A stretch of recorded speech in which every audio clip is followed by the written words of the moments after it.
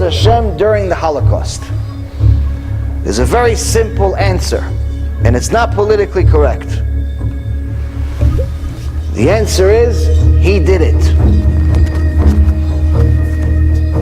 That's the answer. He was there, He's the one that did it. And not only did He do it, He told us He would do it.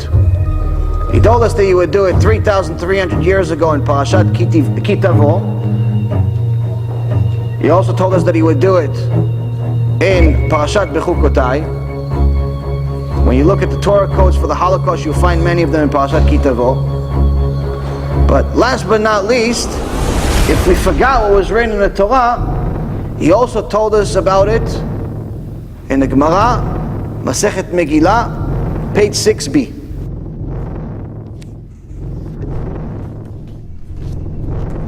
Yaakov Avinu is praying for Am Yisrael.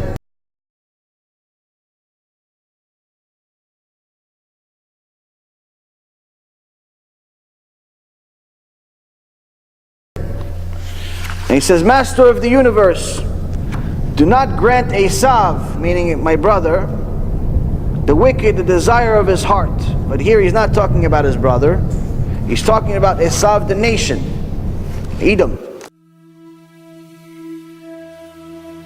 Do not grant Esav, the wicked, the desire of his heart. Do not remove his nose ring. So Chazal ask, what does it mean, do not move his nose ring? So treat him like one of these bulls. A bull as big as he is, but if you pull on the nose ring that the people put on him, he loses all of his power. You can maneuver the bull as much as you want from this little ring. So Yaakov is pleading to Hashem, okay, I understand you have to give him power. He's one of your tools to punish us if we don't do what you say. But at least put a nose ring on him. Control him. Don't give him what he wants, meaning don't give him free will to do whatever he wants to us. We still haven't talked about Germany. So now it talks about Germany. So the Gemara says, what is this referring to? Zu Germania shel Edom, she'ilmale en yotzin micharivin, kol ha'olam kulo. Translation, this is Germania, a royal province of Edom, who if they would but go forth, they would destroy the entire world. In Hebrew, the word for Germany is Germania. And it's saying this Germany is one of the descendants of Esav, of Edom. So now this could just be a coincidence. Germany, Germania.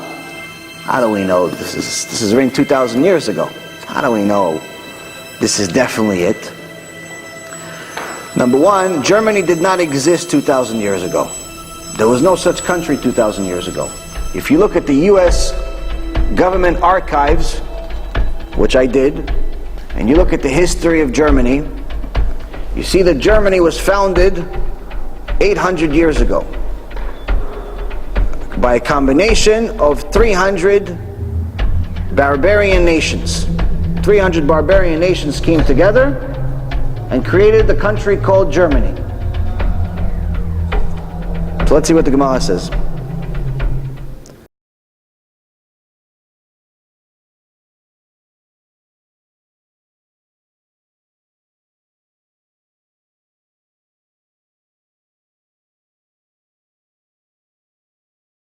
Rabbi Chama Bar Chanina, this is one of the sages,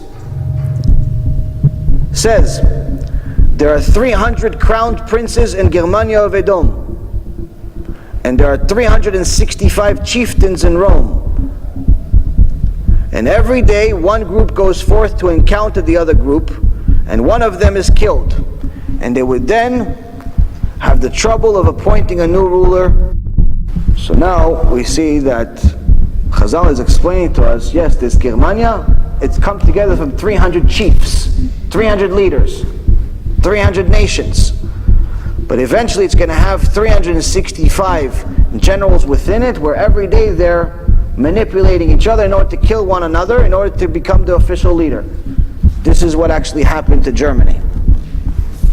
where if it wasn't for their terrible leadership at the end, they could have actually won the war.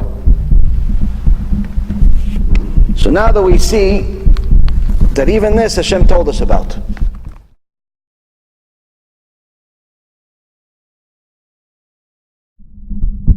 Hashem told us about everything.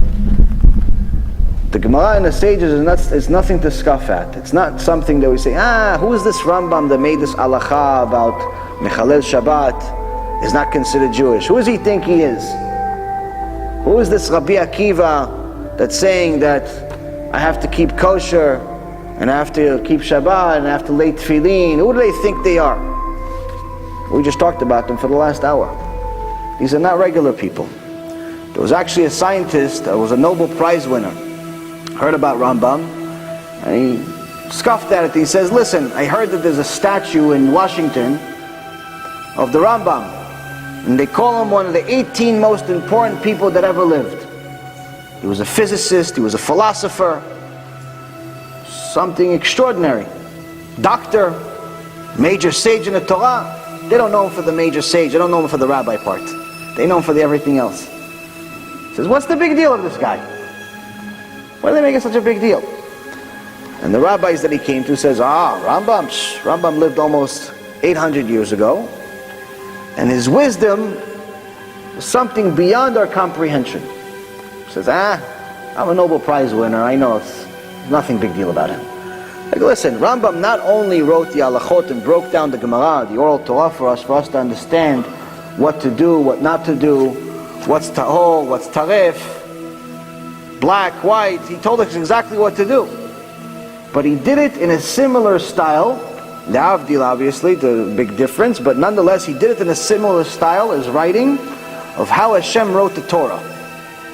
Meaning that Hashem did not put one extra letter in the entire Torah. Everything was precisely there, and there's not one extra letter, there's not one extra sentence, there's not one extra dot in the Torah. Meaning that Hashem used the least amount of letters, least amount of words to provide the most amount of information. Einstein used to say, if you can't explain something in a simple way, then you don't understand it well enough. If you truly understand something, that means that you have to be able to explain it to anyone, including a 4-year-old child. To show true wisdom, you have to show it in the least amount of words. Like sometimes you see books, and they're 800 pages, but in reality the guy could have written all of that information in 30 pages. Why did he write it in 800 pages?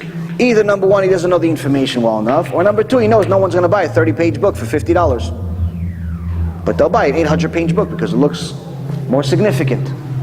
So the Rambam wrote the halachot in the least amount of words. So this scientist scoffed at it and he said, what's the big deal? Give me an halacha, I'll learn this halacha, and I'll write it in the least amount, less words than him. He said, okay, learn the simplest halacha there is. Whatever you pick, you do. Go work on it as much as you want, then come back to us and explain that halacha, the entire halacha, in the least amount of words. He worked. Several months later, he came back. He says, okay, this is the halacha. He wrote the halacha. He wrote it in 31 words. They peeked at the Rambam, like, no, a little less. Few more months, 27 words. A little less.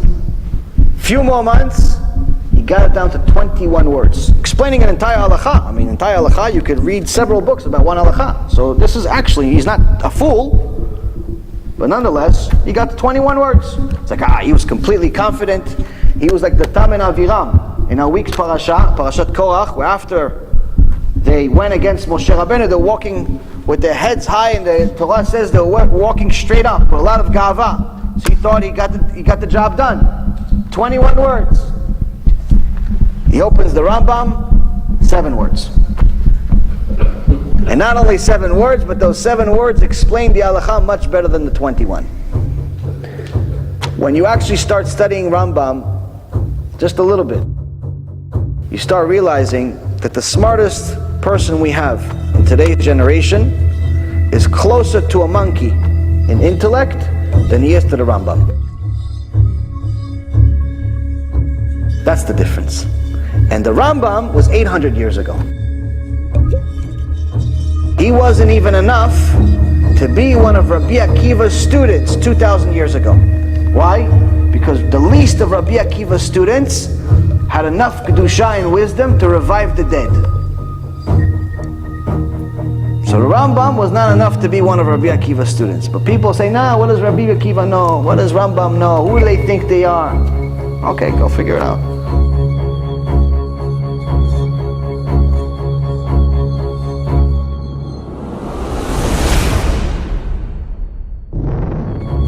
So you understand? So when we talk about the sages, it's not talking about regular normal people. To us, it's as foreign as it could be. It's closer to being an alien than it is to be a man. The wisdom that the sages had is divine wisdom. But in our generation, in order for us to do what Hashem wants, we have to have proof. We need proof because our generation is very weak. And this is the reason why it's very important for everyone to know things like this, to learn how you can feel Hashem. Feel Hashem.